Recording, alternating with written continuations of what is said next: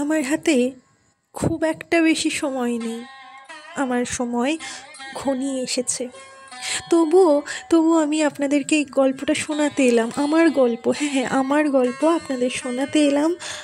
খুব ইচ্ছে হচ্ছিল জানেন, আমার গল্পটা আপনাদের বলতে, আমার গল্পটা আপনাদের শোনাতে, একটু বোঝাতে। চিন্তা করবেন না, খুব একটা বড় নয়, আমারই মতো খুবই ছোট। আসলে আমি আপনাদের বেশি সময় নেব না, তবুও যদি একটু শোনেন। আসলে আমি কি অনুভব করছি আমিও একটু আপনাদের জানাতে চাই, আপনাদের বলতে চাই। আশা করছি শেষ করতে পারবো এইটুকু সময়ের মধ্যে। কিন্তু কিন্তু আমি এখন কোথায় যাব জানি না। আমি এখানে কোথা থেকেই বা এলাম, কেনই বা এলাম, কিচ্ছু জানি না, কিচ্ছু না। তবে আমার সূচনাটা আমি জানি। তাহলে তাই বলি, আমার কাহিনীটা শুরু হয়েছিল ভালোবাসা থেকে। হ্যাঁ, আমার অন্তত তাই মনে হয়। তার আগে আমার একটা প্রশ্নের উত্তর দেবেন আপনারা? আচ্ছা আচ্ছা, আমার জন্মদাতার জন্মধাত্রী এটা কি আমার বাবা আর মা? না না, আমি শুনেছিলাম যে জন্মদাতা মানে বাবা আর জন্মদাত্রী নাকি মা হন। এদের মধ্যে খুব একটা পার্থক্য থাকে না, সাধারণত নাকি পার্থক্যই থাকে না। কিন্তু তাই যদি হবে, তাহলে আমার ক্ষেত্রে কেন হলো এমনটা? সে যাই হোক, আমার জন্মদাতা এবং আমার জন্মধাত্রী অর্থাৎ আপনাদেরই মতে আমার বাবা এবং মা পরম আদরে আমাকে নিয়ে আসে তাদের পৃথিবীতে। তাদের ভালোবাসা বোধ হয় অনেক অনেক অনেকটা গভীর ছিল জানেন। না হলে নিশ্চয়ই আমার আসার সময় হতো না। আমার আগমনটা অনেকটা দ্রুত হয়ে গিয়েছে, কিছু বোঝার আগে। না না না, আমাকে কিন্তু এনারা একবারও জিজ্ঞাসা করেননি, একবারও আমার ইচ্ছেটা জানতে চাইনি যে আমি আদেও কি আসতে চাই, আমি কি আসতে তৈরি আছি, জিজ্ঞেস করেনি।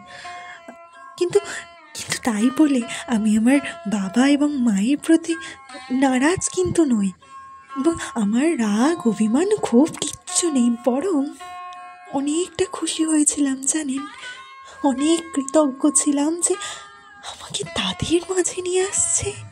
এ তো কম বড় কথা নয়, এ তো কম সৌভাগ্য নয়। তাদের ভালোবাসায় আমি বেড়ে উঠতে লাগলাম, আর কত কত স্বপ্ন বুনতে লাগলাম ধীরে ধীরে। জানেন, অনেক প্রশ্ন, অনেক কৌতূহল জমে গিয়েছিল ভিতরে, ছোট্ট হৃদয়টার মধ্যে। আমার নাম কি হবে? আচ্ছা আচ্ছা, আমার ধর্মটা কি হবে? আমি কেমন বা দেখতে হব? আমার প্রথম খেলনা কি হবে? কে দেবে কিনা আমায় প্রথম? আচ্ছা আচ্ছা, আমি কার দিকে তাকিয়ে প্রথম হাসবো? আর কেই বা আমাকে প্রথমবার কোলে নেবে? এমন অজস্র স্বপ্ন, অজস্র ভাবনা, অজস্র প্রশ্ন নিয়ে কাটতে লাগলো আমার সময়। যাদের ভালোবাসায় আমি সৃষ্টি হলাম, তাদের ভালোবাসা পাওয়ার জন্য এই ছোট্ট হৃদয়টা ছটফট করতে শুরু করেছিল। আমি বেনামি নই। আমার জন্মদাতা এবং আমার জন্মধাত্রী আমার আগমনের খবর শুনেই আমার একটা নাম দিয়ে দিয়েছেন। আমার নাম হলো ভুল। হ্যাঁ হ্যাঁ হ্যাঁ, এটাই আমার নাম।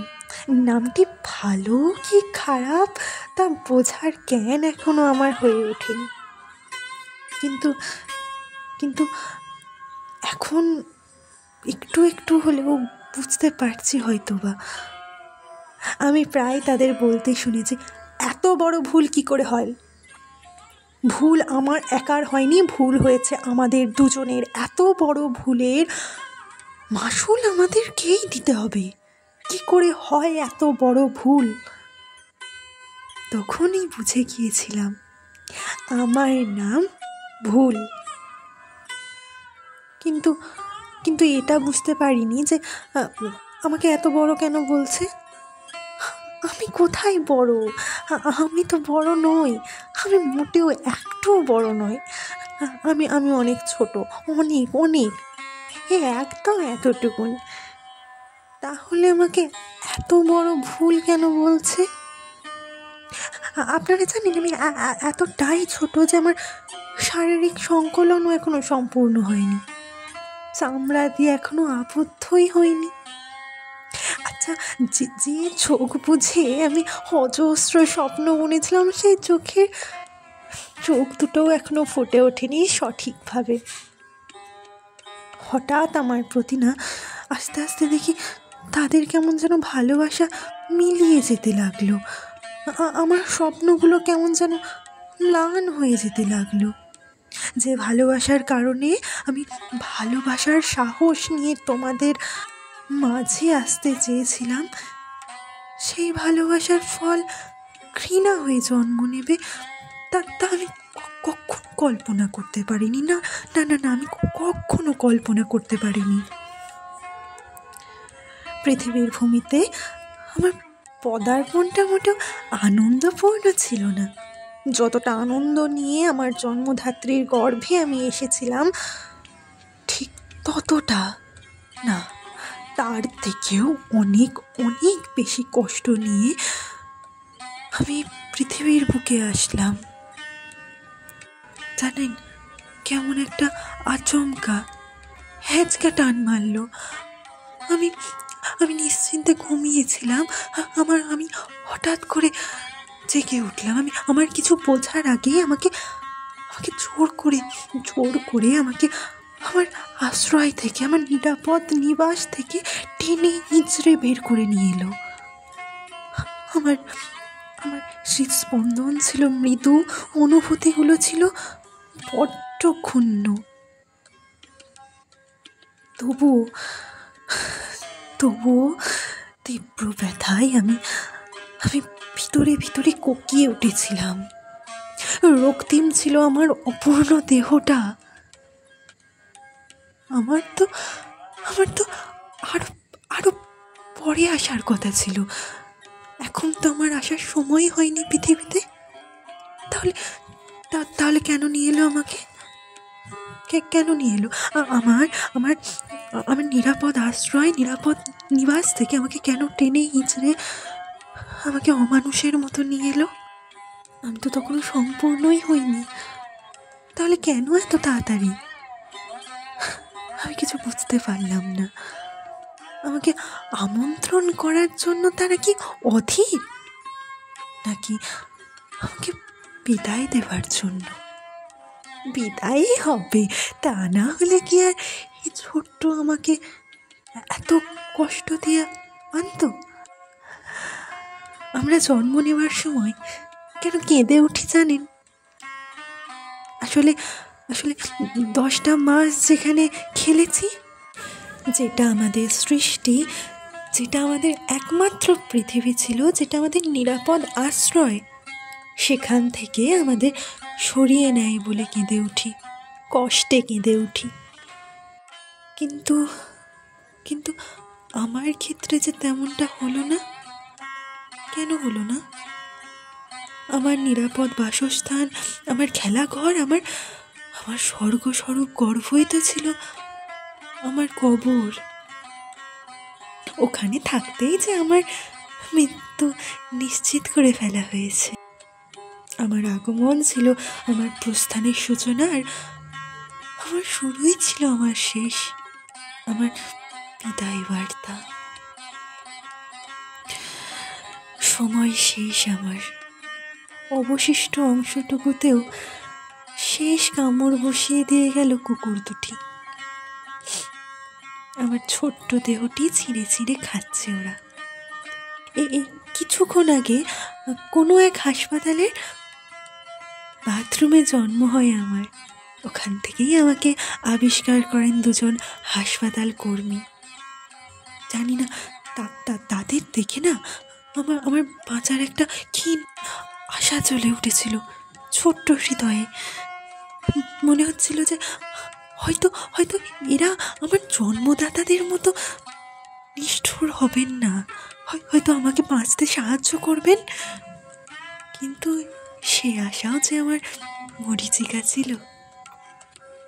আমার একটা পা ধরে হিড় হিড় করে টেনে মেঝে থেকে তুলে একটা ব্যাগের মধ্যে ঢুকিয়ে দিল, আর আর দূরে নিয়ে গিয়ে একটা ডাস্টবিনের মধ্যে ছুঁড়ে মারল।